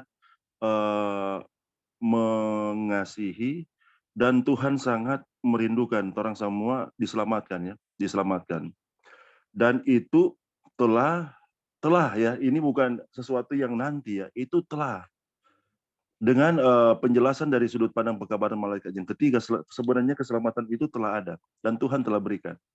Dan itu tidak membutuhkan syarat-syarat apapun ya untuk kemudian orang memilikinya. Syarat yang sukar ya, yang sukar sulit seperti itu. Tuhan hanya meminta untuk percaya. Bahkan percaya pun, iman itu pun dikaruniakan. Dan pekabaran malaikat yang ketiga itu membuka iman kita ya sebagai orang yang telah dikuasai oleh dosa, dan kemudian lewat pekabaran itu membuka hati kita untuk kita memiliki iman yang dikaruniakan oleh Tuhan. Dan ketika kita memilikinya, itu akan membuka semua ya, semua sumber daya kekuatan di dalam Tuhan yang akan menyanggupkan orang untuk hidup dalam kebenaran, di dalam kehendak Tuhan. Memang ada kutipan yang Nyonya White katakan bahwa mereka yang telah menerima pekabaran itu tapi belum disucikan dalam roh ketaatan ya, pekabaran malaikat yang ketiga, dan itu harus berbanding lurus ya antara pekabaran malaikat yang ketiga ketaatan. Dan kita melihat bahwa sesungguhnya ya, terang pekabaran malaikat yang ketiga itu adalah kekuatan untuk menggenapi terang pekabaran malaikat yang pertama dan yang kedua ya, yang diberikan bersamaan dengan pekabaran tiga malaikat. Jadi itu adalah kuasa, pekabaran malaikat yang ketiga itu adalah kuasa di mana kita bisa memilikinya di dalam Kristus, oleh iman Kristus, dan kuasa Kristus oleh kuasa dari pribadi Roh Kudus ya, dan kemudian pada akhirnya kita disanggupkan untuk digenapi. Kita selalu ingin menggunakan kata kalimat pasif ya, digenapi, karena bukan kita yang menggenapi. Kalau menggenapi kan itu aktif, seolah-olah kita yang melakukan. Itu semua digenapi di dalam kita oleh kuasa Tuhan, dan pada akhirnya kita disanggupkan. Memang selalu kan kita mengatakan di diskusi-diskusi yang lalu juga, kita bisa melihat ya, bisa melihat hasil dari ketika kita menerima kebenaran ini yang memberikan kita kekuatan untuk menghasilkan. Ada tiga Ada 3 hasil kehidupan yang akan dihasilkan. Secara sederhana kita akan menghasilkan kehidupan yang menurut hukum ya, kemudian menghasilkan kehidupan yang berbuah, kemudian yang selanjutnya menghasilkan kehidupan yang memuliakan Tuhan lewat kita secara alamiah membagikan kebenaran yang kita miliki tentang keselamatan di dalam Kristus dari sudut pandang pekabaran malaikat yang ketiga ya. Dan itu akan menuntun orang-orang datang untuk menerima keselamatan sebagaimana yang kita terima. Dan itu memang itu jadi dengan secara alamiah ya. Memang ada alamiah di dalam dosa, ada alamiah di dalam Kristus ya. Ada alamiah dalam dosa dan alamiah di dalam Kristus. Dan ketika kita memiliki terang dari sudut pandang pekabaran malaikat yang ketiga, maka kita sementara dituntun ya untuk bersesuaian dengan kealamian di dalam Kristus. Tadi apa yang Ebing bilang tadi bahwa kita tidak mungkin bisa melakukan sesuatu yang orang yang tidak suka, seperti itu. Tapi lewat terang ini, maka pada akhirnya hati kita diubahkan ya, cara pandang kita diubahkan, dan semua yang berhubungan dengan indera kemanusiaan kita itu pada akhirnya disucikan dan kemudian kita menghasilkan kehidupan yang sesuai dengan kehendak Tuhan. Memang ini adalah bagian dari prosesnya. Ini keselamatan itu adalah kasih karunia, tapi bagaimana itu akan kita miliki ya, kemudian menghasilkan kehidupan yang penuh, menghasilkan kehidupan yang seperti Kristus, itu adalah bagian dari proses. Tapi ini proses ini adalah proses yang bukanlah sesuatu yang menjadi satu pencapaian ya, atau menjadi sesuatu yang pada akhirnya kalau nyenak melalui itu kita nyenak akan mengalami dan layak berada di dalam keadaan di mana kita mengalami kepenuhan. Tidak seperti itu. Itu hanyalah menjelaskan dosa-dosa yang telah mengikat kita ya. Itu harus diselesaikan dan bagaimana Tuhan menyelesaikan dosa itu satu persatu dari dalam kesadaran lewat pekabaran itu, dan pada akhirnya ketika dosa itu diselesaikan maka dengan leluasa ya kealamian Kristus itu dapat berkuasa dalam kehidupan kita. Dan memang ada banyak sekali ya. Tadi mungkin ada kesaksian tadi yang kita mungkin telah dengar sebagian dari kesaksian dari Brother Dolphin. Kadang memang seperti itu ya. Ada mungkin yang dosa yang mengikat yang kita tidak sadar seperti itu. Yang Tuhan harus sadarkan lewat terang pekabaran itu. Dan ketika kita sadar adalah dengan sangat mudah ya Tuhan, karena memang dosa itu sebenarnya telah diselesaikan. Hanya saja di dalam kita Tuhan harus menyatakan itu dan kemudian kita menyadari akan dosa itu, mengakuinya dan pada akhirnya itu diselesaikan. Dan proses itu yang kita alami. Sampai seperti perjalanan matahari dari dia mulai terbit sampai rembang tengah hari ya. Dan pada akhirnya kita mengalami kepenuhan. Tapi sesungguhnya ini juga yang kita katakan bahwa yang kita melihat bahwa sesungguhnya dalam proses itu kita dijamin dengan kebenaran yang penuh. Kebenaran yang 100 ya, yang Tuhan telah buat dan itu Tuhan berikan bagi kita. Dalam proses persesuaian kita dengan kealamian Kristus itu, kita dijamin dalam kepenuhan di dalam kebenaran Kristus. Jadi kita tidak akan merasa bahwa aduh kita belum cukup, kita masih kurang. Tidak seperti itu, karena kebenaran yang Tuhan berikan bagi kita adalah kebenaran yang cukup, kebenaran yang kita butuhkan dan telah memenuhi semua ya tuntutan hukum yang harus kita genapi, yang seharusnya kita lakukan ya sebagai manusia, tapi itu Tuhan telah buat. Dan kita bersyukur bahwa dalam proses ke arah sana kita dijamin di dalam kebenaran yang penuh itu. Dan bagian kita adalah kita pasrah ya, kalau bahasa kata yang bisa digunakan adalah yang paling tepat sesuai dengan Wajoner yang Wajoner tuliskan itu, kita ketika kita ketahui kita pasrah terhadap fakta itu. Dan membiarkan Kristus berkuasa dan kemudian menghasilkan kehidupan yang sesuai dengan kehendaknya di dalam kehidupan kita. Dan kadang itu memang sesuatu yang kita tidak dapat pikirkan. Oh kok bisa seperti itu ya, luar biasa. Dan ketika mengenai berkat yang kita harus miliki di dalam Kristus, itu akan jadi juga secara alamiah. Bahkan Tuhan akan memberikan itu jauh melampaui apa yang kita minta dan doakan, sebagaimana yang dituliskan oleh Paulus ya. Dan itu memang di dalam kerinduan Tuhan untuk memenuhi setiap kebutuhan kita ya, bukan hanya kebutuhan kita untuk menghasilkan kebenaran, tapi kebutuhan bagaimana Tuhan akan memeliharakan kehidupan kita. Dan itu kita melihat ya, bahkan ada seperti ini saudara-saudara. Bahkan ada yang seperti perumpamaan yang diberikan oleh Tuhan Yesus sendiri mengenai anak yang hilang. Permintaan dari anak yang hilang itu, anak yang bungsu itu, dia meminta sesuatu yang tidak sesuai dengan kehendak bapaknya. Tapi itu diberikan. Tapi pada akhirnya ketika dia menggunakan itu untuk keinginannya ya sebagai manusia, dan pada akhirnya itu bukan menjadi berkat, menjadi kutuk, pada akhirnya tiba pada titik di mana kasih bapaknya itu menarik dia. Aduh, kita ternyata salah seperti itu. Kadang akan seperti itu ya. Mungkin secara ekstrimnya bagaimana kita mengalami berkat Tuhan di dalam dosa yang di dalam ketidaktahuan kita masih melakukannya seperti itu. Dan kita bersyukur bahwa Bapa yang kita miliki itu dijelaskan di dalam Kristus itu sendiri adalah Bapa yang telah menyerahkan kehidupannya, Bapa yang telah melakukan segalanya untuk terangkai keselamatan. Dan itulah yang akan membuat kita pada akhirnya tiba pada titik di mana dosa itu akan sepenuhnya dihancurkan, dan dosa itu akan sepenuhnya diselesaikan oleh kita ketika kita mengenal ya siapa Allah itu, siapa Bapa itu di dalam Kristus.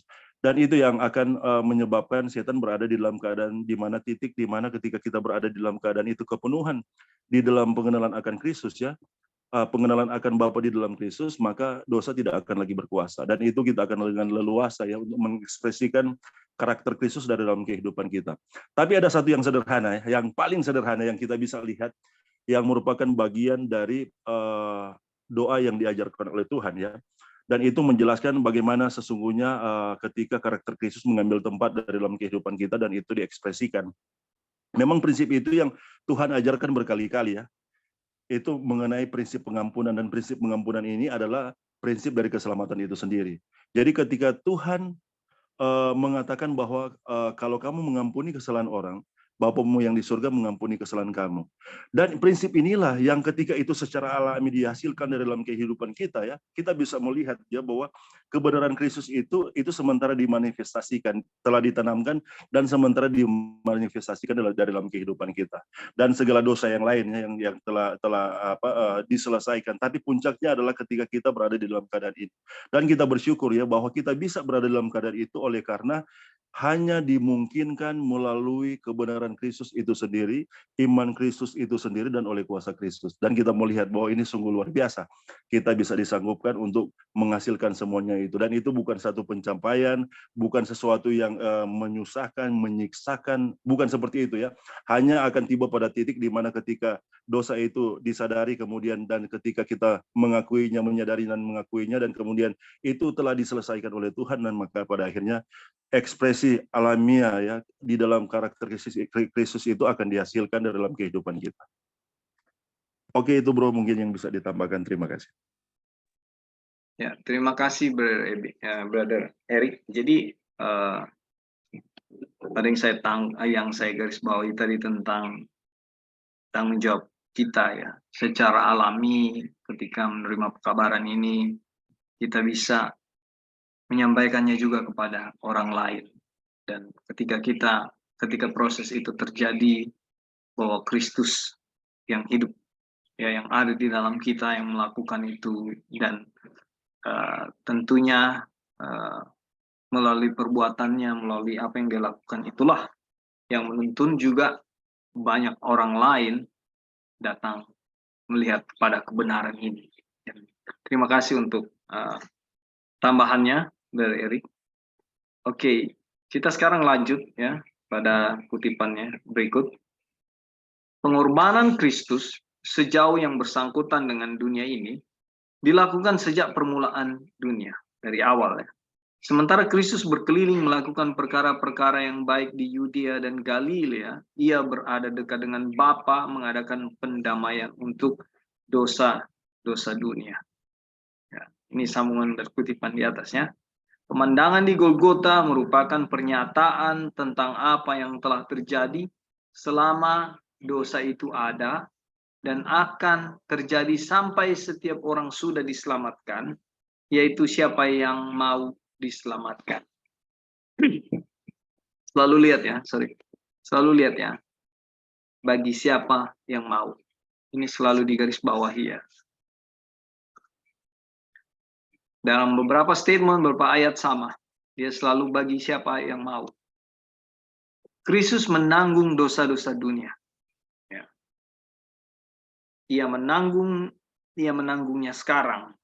satu tindakan kematian dan kebangkitan sudah cukup untuk sepanjang zaman. Karena kehidupan yang kekal itulah yang kita pertimbangkan. Ya, itu sebabnya tidak perlu pengorbanan itu diulangi kembali. Ini yang jadi pertanyaan kan, Tuhan Yesus sudah mati 2000 tahun yang lalu, kok dia masih bisa perbuatannya itu masih update sampai sekarang gitu loh. Dia masih bisa menanggung saya yang hidup jauh 2000 tahun kemudian dari waktu dia mati disalibkan itu. Ya, ini penjelasannya. Yesus menanggung dosa dunia, ya, satu tindakan kematian dan kebangkitan sudah cukup untuk sepanjang zaman. Kehidupan tersebut meliputi dan menopang segala sesuatu. Ya. Sehingga barang siapa yang menerimanya oleh iman memperoleh semua keuntungan dan segenap pengorbanan Kristus. Kembali lagi ya, barang siapa yang menerimanya oleh iman. Melalui dirinya sendiri, ia mengadakan penyucian atas dosa. Barang siapa yang menolak kehidupan itu, atau yang tidak mau mengakui bahwa kehidupan yang dimilikinya adalah kehidupan Kristus, pasti kehilangan manfaat. Ya. Ketika kita tidak mau mengakui, saya ingat ada beberapa pertentangan di masa lalu ya. Nah, datang kepada kutipan ini pertentangan bahwa ya pokoknya ada bagian saya lah untuk supaya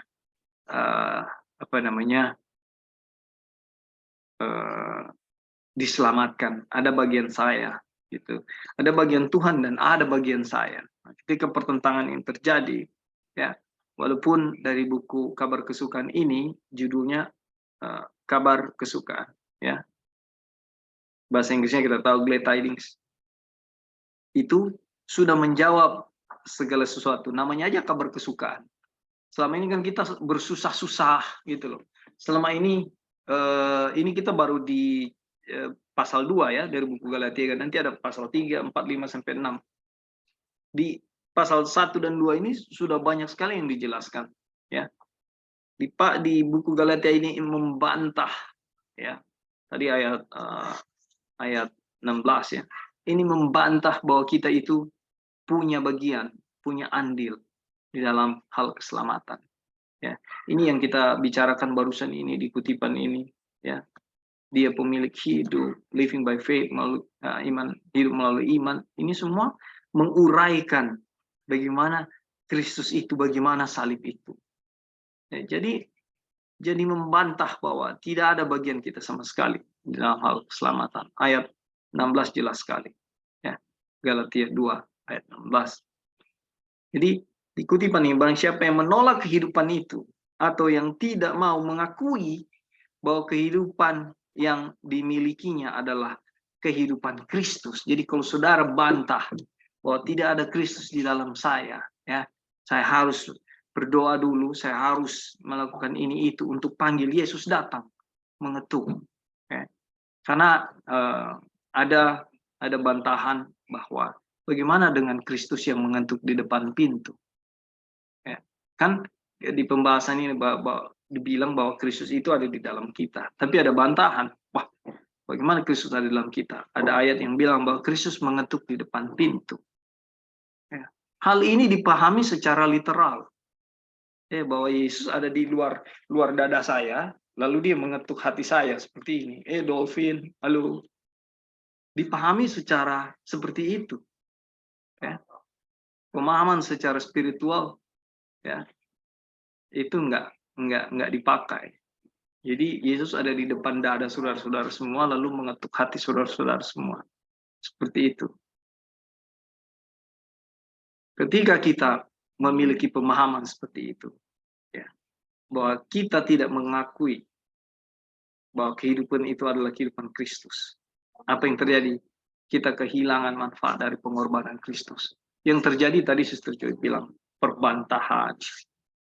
Ya, perbantahan dan meragukan firman Tuhan. Baik. Oke. Nanti ada ruang karena tadi sudah banyak dijelaskan juga oleh Brother Ebing, Brother Erik tadi di judul yang tadi ya. Sekarang kita masuk ke judul berikut dan nanti ada sesi pertanyaan juga di sini atau tambahan, silakan nanti ya. Iman anak Allah, the faith of the Son of God. Kita bicara ini tentang iman Kristus. Oke, kita punya 20 menit ya, 25 menit kurang lebih. Kristus hidup oleh Bapa. Yohanes 6 ayat 57. Jadi ingat ya, Kristus hidup oleh Bapa. Imannya pada firman yang diberikan Tuhan atau imannya kepada firman yang diberikan Bapa kepadanya adalah sedemikian rupa sehingga ia secara berulang-ulang dan sungguh-sungguh menyatakan bahwa bila ia mati ia akan bangkit kembali pada hari yang ketiga. Ini yang dia sampaikan beberapa kali ya di ayat, dan murid-murid heran dan tidak percaya, dan murid-murid mulai mereka-reka. Di dalam imannya inilah ia mati sambil berkata, "Ya Bapa, ke dalam tanganmu kuserahkan nyawaku." Lukas 23 ayat 46. Iman yang memberinya kemenangan atas kematian. Karena iman itu memberinya kemenangan yang lengkap atas dosa, adalah iman yang dikerjakannya di dalam diri saudara dan saya. Iman yang sama loh, saudara. Jadi nggak ada iman yang lain. Iman Kristus. Iman yang sama. Waktu dia menang di kayu salib, ya, dia menang atas kematian, imannya itu adalah iman yang sedang dia kerjakan di dalam saudara dan saya. Nah, kalau dia pakai bahasa dikerjakannya, berarti ini proses. Nah, dan kita tahu kalau kita bicara proses itu hari demi hari. Detik demi detik, jam, menit, ya, setiap hari. Ketika ia tinggal di dalam kita oleh iman, karena ia tidak berubah kemarin, hari ini, dan selamanya. Ya, ini yang saya mau bilang, bahwa iman yang sama. Iman yang sama dan tidak berubah. Dia tidak berubah. Ya. Bukan kita yang hidup, tetapi Kristus yang hidup di dalam diri kita. Kutipan di atas tadi bilang bahwa ketika kita mati, ya, disalibkan bersama Kristus. Setelah itu proses berikut ada kehidupan. Tapi ketika kehidupan yang berlangsung itu adalah bukan kita lagi, tetapi orang yang lain. Orang yang lain dalam bahasa sini adalah Kristus itu. Ya, bukan saya lagi, yang hidup saya yang lama udah mati, sudah nggak ada, lewat. Ya, sekarang yang hidup Kristus. Nah, bukan kita yang hidup, tetapi Kristus yang hidup di dalam diri kita dan menggunakan imannya sendiri untuk melepaskan kita dari kuasa setan. Berapa kali kita jatuh setiap hari, saudara? Berapa kali? Ya, dalam dosa-dosa, mungkin bukan dosa-dosa besar. Ya, walaupun ini bahasa saya ya, saya tidak, walaupun saya dan kita semua pahami tidak ada dosa besar, tidak ada dosa kecil. Tapi dosa-dosa yang berdampak secara sosial. Ya. Mungkin saudara tidak selingkuh. Ya, mungkin saudara tidak pergi menipu orang. Mungkin saudara tidak pergi membunuh. Ya, saudara tidak berzina. Tapi di carnal mind ini, pikiran kita yang jahat menuduh saudara kita, menganggap saudara kita negatif. Ini dosa yang sama dengan ketika saudara berzina. Berapa kali sehari kita jatuh, saudara? Ya, berkali-kali. Kenapa kita jatuh terus? Oleh sebab itu ada salib. Oleh sebab itu Kristus sedang mengerjakan imannya di dalam kita. Ya. Dan ini proses. Ketika tiba pada waktunya, kepenuhan Kristus. Ya. Kepenuhan Kristus artinya kita memang totally mati betul. Tidak ada sedikit pun dari kita yang hidup. Dari diri saya atau diri saudara. Totally itu hanya Yesus. Penuh memang Kristus. Oleh sebab itu, waktu kita lihat kutipan lain bahwa untuk masuk dalam kerajaan surga tidak ada satu titik noda dosa. Ini matching, ini kena pas. Kenapa tidak berdosa lagi? Karena kita sudah mati. Kristus yang hidup sekarang. yang keluar di dalam diri kita, yang keluar dalam kehidupan kita setiap hari itu sudah Kristus. Sempurna. Bagi yang mau, kan ada di level itu. Nah, lanjut ya. Kembali lagi saya baca, bukan kita yang hidup, tapi Kristus yang hidup dalam diri kita, dan menggunakan imannya untuk melepaskan kita dari kuasa setan. Ya, tiap hari jatuh, tapi proses imannya Kristus itu ada dalam kita, dan kita ditolong untuk, tadi Sister Joy kasih statement di awal-awal bahwa ketika sudah datang pada ujian, pada pencobaan, langsung tepis itu dan bilang, Tuhan terima kasih atas kemenangan yang Tuhan berikan. Ya. Nah inilah prosesnya akan terjadi, dan ketika ini terjadi terus, ya kita menang, terlatih hari demi hari untuk selalu menang. Ketika ada ujian kita menang. Siapa yang membuat kemenangan itu? Siapa yang membuat progres itu? Ya, kenapa? Itulah yang disebut kasih, itu yang disebut kematian di kayu salib.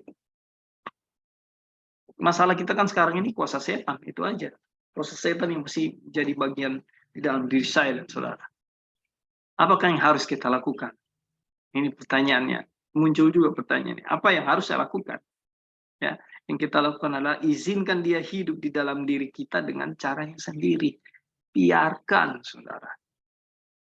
Jangan ikut campur. It's not your business.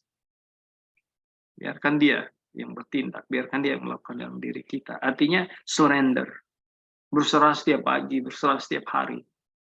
Tuhan, ini aku, jadilah kehendak-Mu. Satu keteladanan di dalam doa yang Tuhan Yesus ajarkan adalah, bukan kehendakku yang jadi, tetapi kehendak-Mu jadilah. Nah, dibilang di sini, jadi ini ya, penekanan di situ ya, apa yang harus saya lakukan? Izinkan Tuhan itu hidup dalam diri saya, atau dalam diri saudara, dengan caranya dia. Ya, jangan kita tambah-tambah dengan segala pikiran kita dan cara kita. Ya, tidak mudah. Tapi kita dengan pertolongan Tuhan. Ya, biarkan saja. Itu aja caranya. Biarkan saja. Dia hidup dalam kita. Biarlah pikiran ini, ya, pemikiran yang barusan ini dinyatakan, ya, ada pada saudara, yaitu yang juga ada pada Yesus Kristus. Saya selesaikan judul ini ya, baru nanti masukkan tambahannya. Bagaimanakah kita dapat membiarkan dia? Pertanyaan berikut. Tadi kan sudah tanya apa yang harus saya lakukan. Biarkan dia. Yang kedua, bagaimana saya biarkan dia? Nah, hanya oleh menerima dan mengakuinya. Saudara terima Kristus tidak? Saudara terima Kristus tidak? Ya. Lalu saudara mengakuinya dia tidak dalam kehidupan kita setiap hari. Dan membiarkannya dalam hal ini, ya, menerima dan mengakuinya, itu sama dengan kita mengizinkan dia. Kita tidak dapat mengerti sebagaimana tidak dapat menerangkan rahasia Kristus di dalam diri kita, sebagaimana pengharapan mulia. Memang jadi satu pikirannya.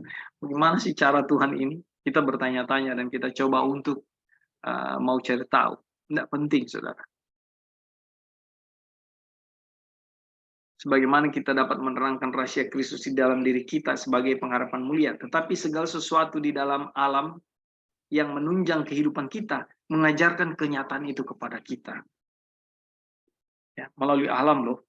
Sinar matahari yang bersinar kepada kita, udara yang kita hirup, makanan yang kita makan, dan air yang kita minum. Semuanya adalah sarana yang memberikan kehidupan kepada kita.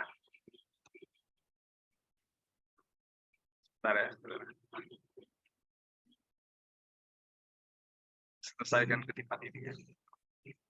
Kehidupan yang diberikan kepada kita tidak lain adalah dari kehidupan Kristus. Jelas ya, di atas sudah banyak statementnya. Karena dialah kehidupan. Dan dengan demikian, kita memiliki bukti-bukti bahwa secara tetap di hadapan kita, bahwa Kristus dapat hidup di dalam diri saudara dan saya. Buktinya banyak. Jikalau kita membiarkan firman itu bekerja dengan leluasa di dalam kita, ia akan dimuliakan di dalam diri kita dan akan memuliakan kita. Jadi masalahnya sini batasan. Ada batasan yang saudara dan saya buat. Ya. Itu aja. Oke, baik. Silakan saudara-saudara, ada tambahan masukan? Silakan. Ini menarik sekali. Halo, Bro. Ya, Pastor Erik silakan. Oke, baik. Terima kasih.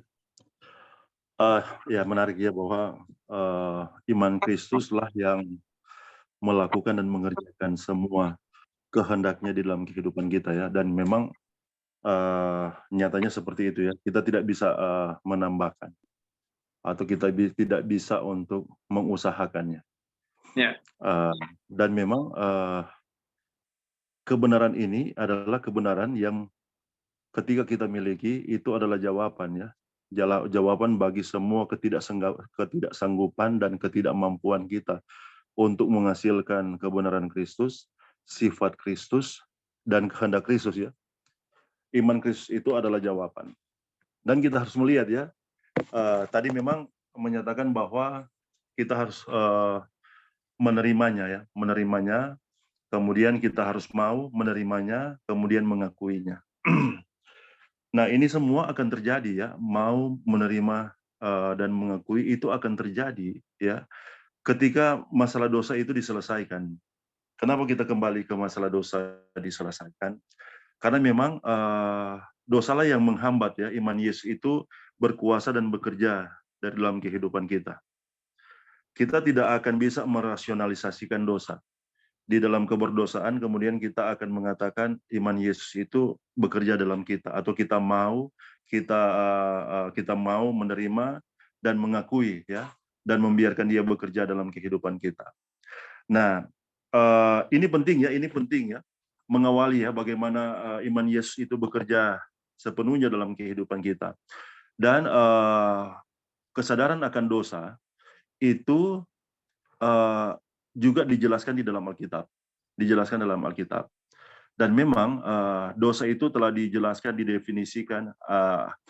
Ada yang Alkitab menjelaskan di dalam 1 Yohanes pasalnya yang keempat atau ketiga itu, ayat 4 atau 4 ayat 3 itu 1 Yohanes menjelaskan bahwa dosa adalah pelanggaran terhadap hukum ya. Dan kemudian menjelaskan ketidakpercayaan itu adalah dosa. Dan kalau orang tahu melakukan kebaikan tapi orang tidak baking, itu adalah dosa. Tapi sebenarnya ini kita melihat bahwa penjelasan tentang dosa itu ada dijelaskan lewat kalau kita melihat ya di dalam perumpamaan Tuhan Yesus juga yang tadi kita angkat itu, yang tentang anak yang hilang, itu menjelaskan dua keadaan dosa ya. Kita bisa melihat bahwa golongan dari mereka yang ada ya di golongan anak yang bungsu itu, katakanlah mereka yang melanggar dosa ya secara hukum ya, hukum moral yang tadi juga disinggung oleh Dolphin ya, mungkin berzina dan semua yang ada di 10 hukum itu mereka melanggar atau berdosa terhadap hal itu. Tapi ada juga dosa yang memang dijelaskan oleh dosa yang menjelaskan anak yang sulung itu sendiri ya. Nah, dosa ini yang seringkali kita sukar untuk mengidentifikasinya seperti itu ya. Atau bisa juga itu dijelaskan lewat perumpamaan dari dirham yang hilang, bahwa dosa yang dimiliki oleh anak yang sulung itu adalah dosa yang sepertinya tidak nampak di permukaan secara jelas ya, sebagaimana dosa pelanggaran terhadap hukum moral. Nah, itu adalah dosa yang kita juga bisa sebutkan itu adalah dosa putih atau dosa dari agama Farisi itu sendiri. Nah, dosa inilah yang kita melihat adalah dosa yang paling menghambat ya. Bagaimana iman Kristus itu akan bekerja sepenuhnya di dalam kehidupan dari setiap orang. Nah, ketika kita menyadari bahwa ya, ketika kita berpikir dan merasa bahwa ada kebenaran ya yang di dalam diri kita, kemudian kebenaran itu kemudian pada akhirnya bisa melayakkan kita, itu adalah bagaimana dosa yang bisa dikatakan ya dosa putih ya, yang kemudian dia akan menghalangi iman Kristus itu bekerja sepenuhnya. Dan kalau itu bisa dilihat ya, bahwa pikiran, perasaan mungkin yang merasa lebih benar, lebih tahu, kemudian merasa yang seperti itu, dan kita melihat ya bahwa sesungguhnya ini juga menghalangi bagaimana iman Kristus itu akan bekerja sepenuhnya dalam kehidupan kita. Nah, kalau sesungguhnya dosa-dosa yang ada di kategori dosa anak yang bungsu itu, nah itu mungkin kita apa ya, kita mau ya, kita mau menerima atau mengakui, tapi masalahnya dosa itu sepertinya begitu kuat mengikat, sehingga pada akhirnya iman Kristus itu pun tidak bekerja ya dengan sepenuhnya dalam kehidupan kita. Sehingga memang kalau kita lihat ya bahwa bagaimana iman Kristus itu dapat bekerja dengan sepenuhnya adalah kita akan menyadari, kemudian akan melihat bahwa dosa itu harus diselesaikan di dalam kehidupan kita ya, baik itu dosa dalam kategori anak yang sulung itu ataupun dosa dalam kategori anak yang bungsu itu, bahwa itu diselesaikan. Dan memang ini yang luar biasa, pekabaran ya, pekabaran dari terang pekabaran malaikat yang ketiga itu telah menjelaskan ya, bahwa dosa, apakah dosa dalam kategori anak yang sulung atau anak yang bungsu itu telah diselesaikan. Dan mungkin ya, mungkin kita saja yang belum mau ya untuk menyadari dan mengakui akan hal itu.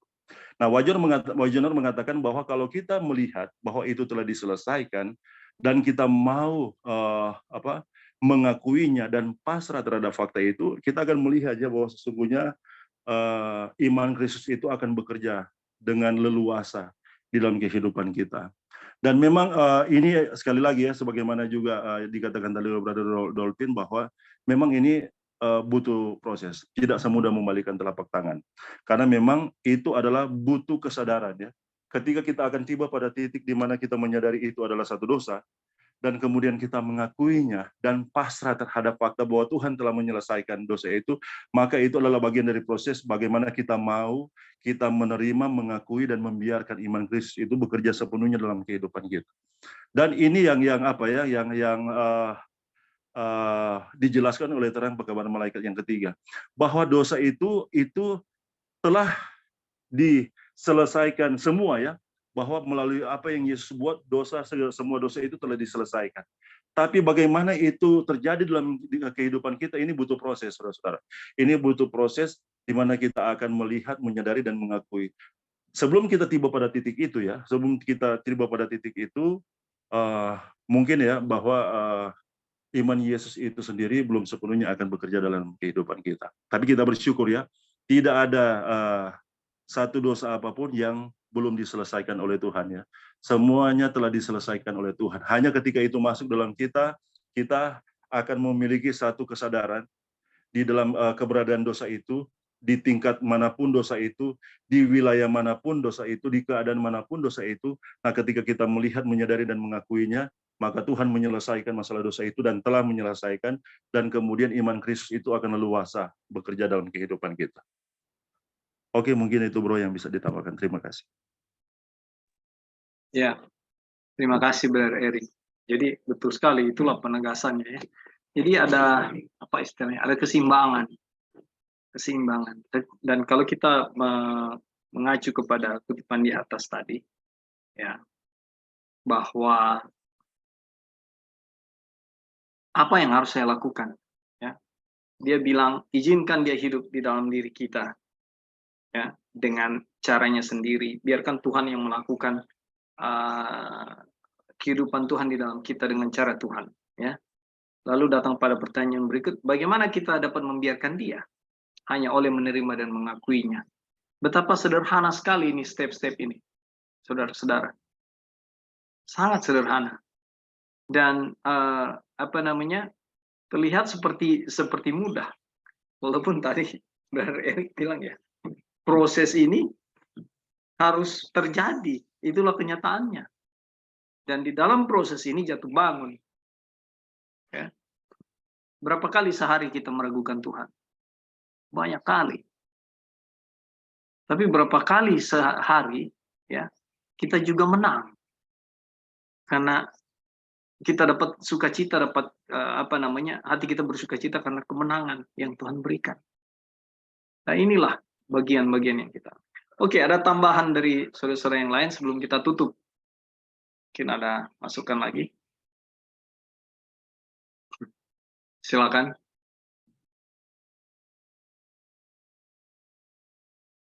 Ya, halo Kak.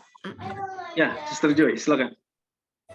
Ya, jadi kita lihat di sini ya, ini imannya, ini kan kita lagi berbicara mengenai the faith of the Son of God kan, Ya. imannya Yesus, Iman Yesus. anak Allah. Jadi kita harus mengerti imannya Yesus itu bagaimana supaya kita tahu apa yang kita terima gitu kan. Jadi yang di atas itu, yang pertama-tama yang Koopin ada baca itu, yang mana imannya itu adalah imannya pada firman yang diberikan Tuhan kepadanya adalah sedemikian rupa sehingga ia secara berulang-ulang dan sungguh-sungguh menyatakan bahwa bila ia mati, ia akan bangkitkan kembali pada hari ketiga. Jadi dengan imannya ini dia mati. Jadi istilahnya kalau kita lihat ya imannya Yesus itu bagaimana.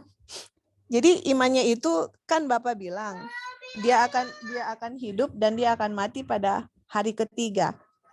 Dan itu akan terjadi gitu. Jadi bagaimana Tuhan Yesus itu sungguh-sungguh bergantung kepada Tuhan. Dan kita lihat ya, walaupun di saat Tuhan Yesus itu waktu dia mau mati itu, kita tahu kan dia itu,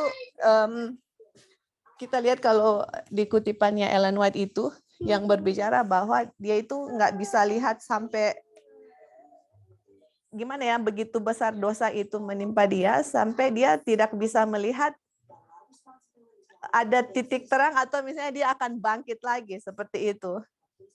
Jadi kalau kita lihat imannya ini adalah apa yang Bapak bilang kepada dia, dia bergantung sepenuhnya di situ. Jadi walaupun dosa itu ya, yang seluruh dosa ini ditimpakan kepada Yesus, dan seakan-akan dengan ada dosanya itu Tuhan memalingkan mukanya kepada anaknya. Dan kita tahu waktu Tuhan Yesus mati di kayu salib kan, di saat itu dia itu merasa keterpisahan dia dengan Bapa kan. Terus kemudian ada awan yang tebal yang hitam mengelilingi di Golgota itu. Kalau kita dengar baca buku Desire of Ages, Kerinduan Segala Zaman, kan Bapa juga hadir di situ kan. Tapi Tuhan Yesus tidak bisa merasakan kehadiran Bapa dan tidak bisa melihat ada koneksi dia dengan Bapa. Disitulah dia punya mental agony, dia punya secara mental itu dia menderita. Yeah. Tetapi kenapa dia bisa melewati seluruh proses ini? Karena benar-benar dia bergantung kepada Bapa, yang Bapa bilang kalau kamu mati kamu akan bangkit. Tapi dia nggak rasakan di saat itu gitu loh. Tapi firman itulah yang dia benar-benar bergantung, dan dengan iman itulah yang di sini dia bilang, di dalam iman inilah ia mati sambil berkata, ya Bapa, ke dalam tanganmu kuserahkan nyawaku. Jadi inilah imannya yang mana benar-benar kita bergantung kepada Tuhan, walaupun di dalam kita punya circumstance, kita punya keadaan itu seakan-akan mana mungkin gitu. Kalau Tuhan Yesus, ini dosa ini yang sudah dia dengan Bapa itu terputus, dia punya hubungan. Ya mana mungkin gitu, seakan-akan apakah ada harapan untuk dia mau dibangkitkan kembali. Tapi dia tahu firman Bapa bilang kamu akan mati dan bangkit. Tapi dia nggak merasakan itu gitu. Jadi mungkin ya di dalam kita punya kehidupan gitu. Dengan situasi yang kita hadapi, kita rasa ini mungkin nggak, istilahnya dengan situasi begini, seakan-akan itu impossible ya. Seperti Ishak lah dengan Sarah. Abraham dengan Sarah. Nggak mungkin kan, udah impossible, udah nggak mungkin punya anak gitu. Tapi kalau firman Tuhan bilang A, walaupun secara manusia itu tidak mungkin, kalau firman Tuhan sudah bilang A, itu A yang akan terjadi gitu. Nah kita lihat iman yang terjadi kepada Abraham, itulah iman Yesus gitu. Jadi itu iman itu yang Yesus berikan kepada kita untuk apa? Memperoleh kemenangan sepenuhnya terhadap dosa, itu kan yang di sini yang dijelaskan oleh Wagner. Jadi kita sudah memperoleh kemenangan ya terhadap dosa. Makanya kan tadi yang Kak Opin bilang, apa yang harus kita lakukan? Ya izinkan dia hidup di dalam kita gitu loh. Izinkan imannya bekerja dalam kita dan bilang, Tuhan, saya tidak menghidupkan imannya Yesus. Saya mau iman itu ada di kita. Saya mau benar-benar bergantung walaupun saya punya kehidupan itu seakan-akan dalam pemandangan manusia itu gimana ya? Kok begini gitu Tuhan?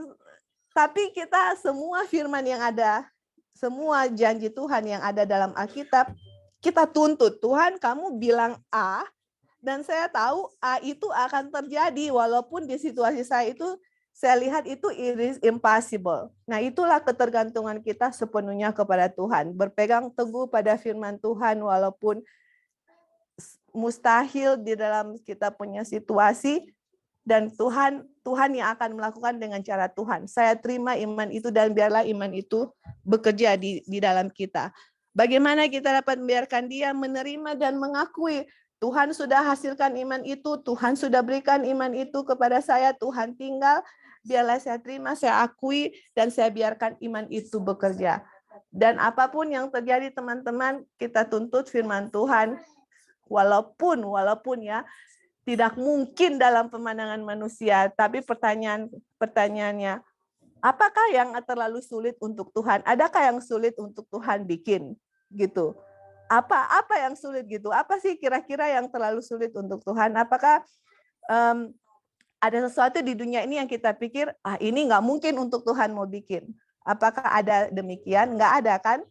Jadi kalau Tuhan sudah berfirman A, tuntut Tuhan sudah bilang ini, saya tuntut, saya tahu ini akan terjadi. Terima kasih Tuhan sudah berikan. Amin. Walaupun kita belum terima, kita tahu Tuhan sudah berikan dan kita bersyukur dan berterima kasih atas apa yang Tuhan sudah berikan. Kalau kita hidup begitu ya dalam kehidupan kita sehari-hari, itu hidup kita itu walaupun ya kita bilang, aduh ini hidup ini dalam kenyataannya susah, kita hadapi ada kesulitan. Tapi coba bayangkan kalau kita mempraktekkan itu dalam kehidupan kita sehari-hari. Itu akan stress free loh kita punya kehidupan. Nggak ada stres karena kita tahu apa yang firman Tuhan bilang itu sebenarnya sudah terjadi. Sudah terjadi dalam diri kita dan kita mengucap syukur, kita hanya tunggu waktu Tuhan kapan itu akan terjadi, tapi itu sudah terjadi. Sama seperti Yesus, Bapa bilang kamu akan mati dan bangkit. Ya itulah Yesus berpegang pada kata-kata itu, walaupun dalam keadaannya dia tidak melihat ada kebangkitan yang akan terjadi. Tapi kalau Bapa bilang A akan terjadi, walaupun saya sebagai manusia, saya tidak bisa melihat itu, tapi saya berpegang itu pada janji itu, dan Yesus bilang, Tuhan saya serahkan nyawa saya kepadamu, karena dengan iman itu yang dia pegang, walaupun dia mati, dia akan bangkit. Tapi di saat itu dia tidak merasakan hal itu, tapi itulah imannya Yesus, dan iman itulah yang dia mau dan sudah berikan kepada kita. Kita hanya menerimanya dan membiarkan Tuhan bekerja. Oke, thank you Kak. Itu aja tambahannya. Thank you. Ya, itulah iman ya. Yang belum terjadi tapi kita sudah percaya. Terima kasih Sister Joy atas tambahannya sekaligus menutup perjumpaan kita saat ini. Dan saudara-saudara yang kasih dalam Tuhan, biarlah apa yang kita pelajari ini boleh menjadi kekuatan buat kita bersama oleh Tuhan, ya, dan menambahkan iman percaya kita dan memberikan kekuatan kita untuk selalu bergantung pada Dia sebagai Tuhan yang memberikan nafas kehidupan bagi setiap makhluk hidup. Dan dengan belajar ini, biarlah nama Tuhan yang kita muliakan. Oke, kita akan tutup pertemuan kita saat ini. Masih ada satu lagi pertemuan dan kita selesai chapter 2. Ya. Apakah Brother Esom available untuk doa tutup?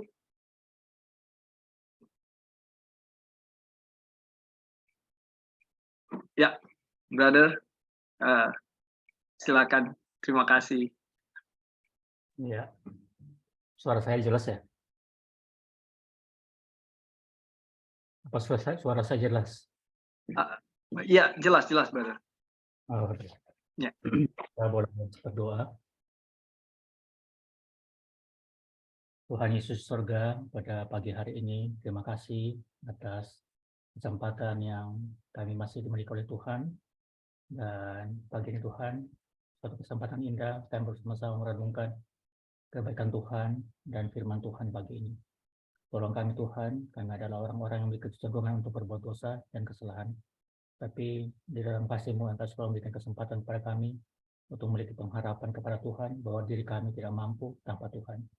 Dan kiranya apa yang sepanjang pertemuan-pertemuan kami, Engkau selalu menolong kami setiap yang terlibat dalam Zoom meeting ini, diberikan juga pertumbuhan, reformasi di dalam kehidupan baik secara pribadi maupun secara keluarga dan setelah berjemaat.